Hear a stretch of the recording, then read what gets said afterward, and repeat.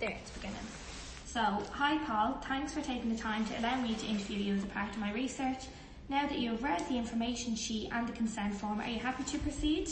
Yeah, absolutely. Right, good on you. So, we're just going to start off by giving me some background information about yourself. So, whatever you feel comfortable giving. So, your age, gender, where you come from, and all that jazz. Okay, so my name is Paul Lyons. I'm male. I'm 37 years of age. I've lived in Finglas South all my life. I have a younger brother, a small family. I have my own family now. How old are your kids? 7 and 10. Right, very good. So you're currently in your fourth year of studying applied social studies in TUD, yeah? That's correct. Right, and are you enjoying your area of study so far?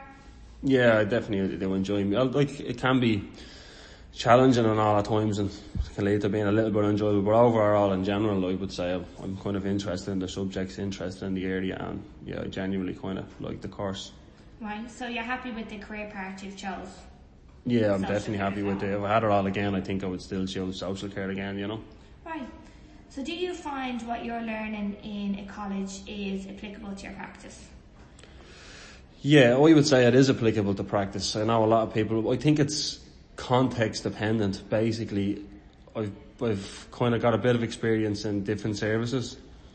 What services are they? So disability services, for example, I would see the theory probably less relevant, used a lot less, or not consciously used basically. People use theory all the time, and a lot of the time we found in placement that they actually didn't realise they were using the theory, and I was informing them about some of the theories they were using. When I was in another placement, like say Merchants Quay, everything was theory based, everything was framework based, everything has to be backed by theory, and every kind of practice element that someone is using, they know what model they're working off, like to kind of inform the practice. So if that's like a wheel of change model, if that's relapse prevention, there's theories and models and frameworks that support that kind of practice, and it's really kind of done off the back of that, like, you know. Yeah. So have the two places, so where did you say you've worked? You've worked in disability and drug rehabilitation. Grand. So tell me a little bit about that, or like the needs of the lads and stuff. So what did you do in your day-to-day role in each of those jobs? Well, they were very, very different services. So the first service I went in second year was, it was a social care house. It was kind of men over the ages of kind of 40 up to about 60. They were very independent lads. So your day to day would be kind of accompanying people to like hospital appointments, dentist appointments, maybe their work options, kind of getting out to see what they're doing. Just checking up on them and kind of supporting them, you know, not doing things for them. Like this is all the kind of stuff that I learned as well. Like not kind of doing, but you know, prompting people to do something, or supporting them in whatever kind of they wanted to engage in an awful lot of the time. The second service, Merchants Quay, was very, very different. I suppose that was drug rehabilitation. There wasn't people there with ID. They were also there for a shorter period of time, like it was a 14-week program, so it wasn't where they lived essentially. It wasn't their home. Like it was for that period, but it was still a completely different dynamic in how you worked with them, you know. As I said, a lot more theory based, a very, very different program, a whole different set of kind of circumstances that you're working in. A lot of group work, therapy work, and one-on-one counselling, referral processes, talking with prisons, probation officers. Yeah, very, very kind of different service altogether. Yeah, and have you noticed while you're working within the social care sector, like, has anything within your life influenced or motivated you to study social care? So what brought you here? Yeah, I would say definitely, without doubt. I mean, social care, even doing social care, has taught me about the whole element of your environment and how that kind of shapes your thinking and stuff like that. So I think coming from a working class background and living in Finglas South and seeing kind of all the social deprivation, the missed opportunities, the impact that environment has on where you live, your thinking, how it shapes you. And I kind of really identified that in my later teenage years when I actually got friends with people from very affluent parts of Dublin, mainly Blackrock.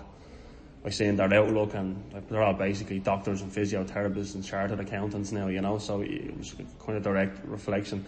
But I just think that I suppose in the bigger picture that I seen, even through school growing up, I seen people that were doing all honours in my class that could have done anything else, being a doctor or anything like that, but ended up got in with the wrong crowd, and the environment again had a major impact on their outcomes then in the end.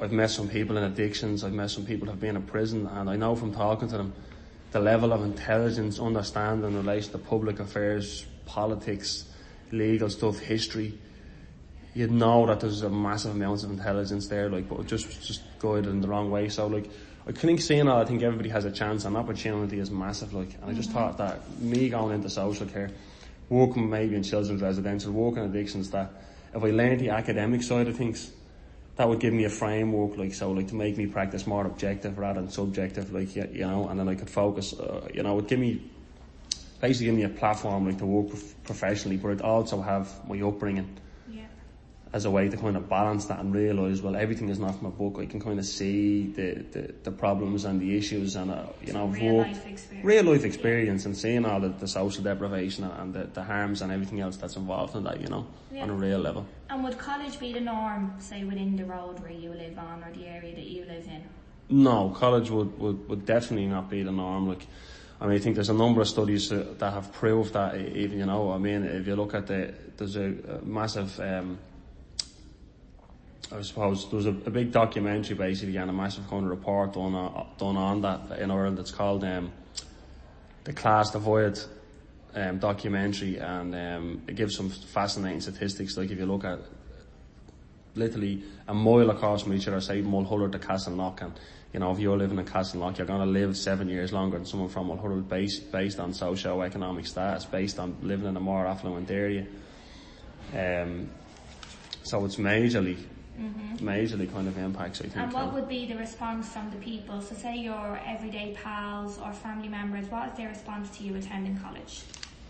I'll actually give you a good example of that there. A couple of weeks ago, I was out on the road, and I was talking to 3 or 4 neighbours, and a discussion came up about having more children. As I said, I pointed out earlier, I have 2 children, and I made a comment, and I said, I don't know about having another child. It'll be expensive enough to send 2 to college. To which I got laughter from the 3 or 4 people. Kind of looked at me and said, "You're mad, college and all." None of these people are educated. None of them have any interest in college, and you can kind of see that intergenerational process repeating itself all over again, where their kids are probably not going to college. There's no emphasis on college. There's no emphasis on education. So I definitely always feel like that, in the minority, you know. And then it's not everybody, like, but majority wouldn't have an emphasis on education, wouldn't have an emphasis on going to college. Like, that's without question. Yeah. So prior to coming into this course, did you have any idea of what the role of a social care worker was? Simple answer is no.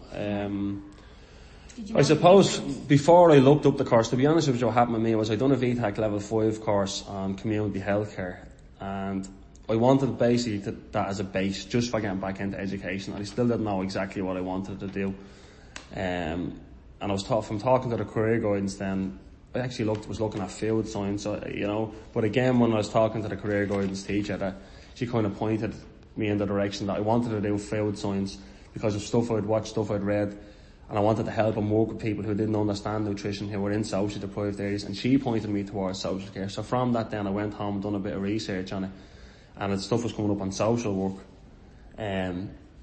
I felt that there was more kind of on that straight away when you Googled it, but then I kind of learned of the different roles, and then I found out there's people in my estate actually that were social care workers, and from talking to people, they were saying, "Oh no, sure thing is a social care worker," and then I actually went over to have those conversations with them. So again, I climbed to the college, I kind of knew the roles of the social care worker, the different sectors that we could work in, the broad range that we could kind of apply for in jobs, whether it was disability, addictions, family support, domestic violence centres, all those kind of things, like, you know. So that kind of informed me. Did you know the difference between a social worker and a social care worker? Yeah, I did notice the difference because I applied to a couple of different programs. I applied to Blanchardstown and DIT for social care work. I applied to Maynooth for community and development, and I applied to Trinity College for social work. I got offers from them all, But from talking to people, I actually talked to 2 social workers, which was one of the recommendations on the Trinity College website, to do that before